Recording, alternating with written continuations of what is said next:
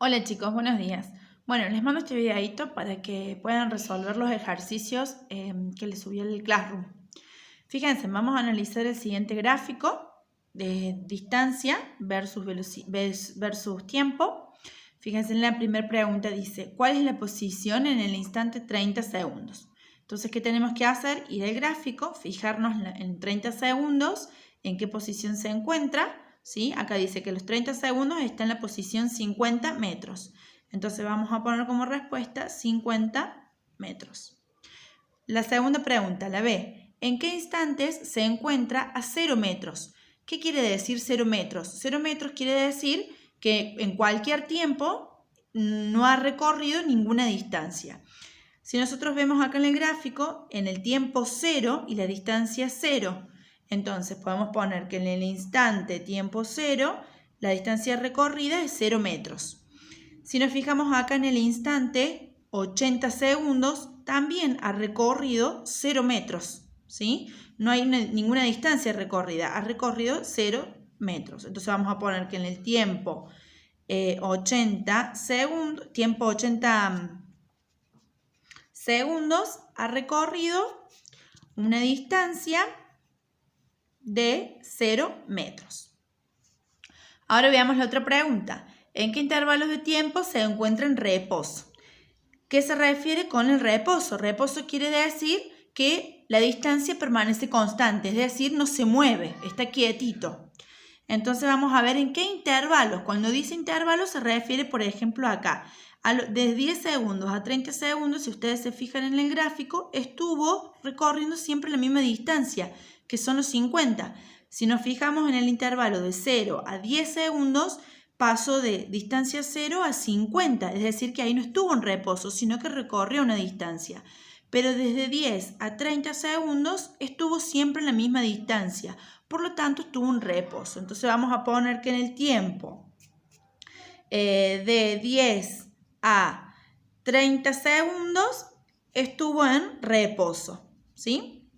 Después vamos a analizar también acá, fíjense, de 60 a 70 segundos también estuvo en reposo porque estuvo en 80 metros por ese lapso de tiempo, en ese intervalo de tiempo.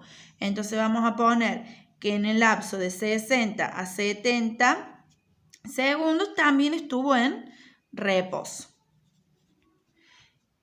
Bien, la pregunta D dice, ¿cuál es la distancia máxima que recorrió? Bueno, vamos a ver como el pico máximo que tiene la gráfica. Acá en este sector vamos a observar que recorrió 80 metros, que es como la distancia máxima que pudo recorrer. Entonces vamos a poner como respuesta 80 metros. Y la última pregunta, fíjense que dice calcular las velocidades en cada uno de los intervalos. Si nosotros nos fijamos en el gráfico, tenemos 5 intervalos. Los intervalos se realizan cuando cambia de posición. Acá va de 0 a 50, cuando cambia la forma del gráfico. De 0 a 50, fíjense que ahí cambia la gráfica, de acá cambia la gráfica, cambia la gráfica y cambia la gráfica. Por eso es que tiene 5 intervalos. Entonces yo tengo que calcular la velocidad en cada uno de estos intervalos. Veamos en el intervalo 1, o sea, la velocidad 1. Como hablo de intervalos, tengo que tener en cuenta lo final y lo inicial. Sabemos que la velocidad es distancia sobre tiempo, pero como estamos hablando de intervalos, vamos a poner distancia final menos distancia inicial. Tiempo final menos tiempo inicial. Restamos esto y luego lo dividimos. Les voy a dar un ejemplo.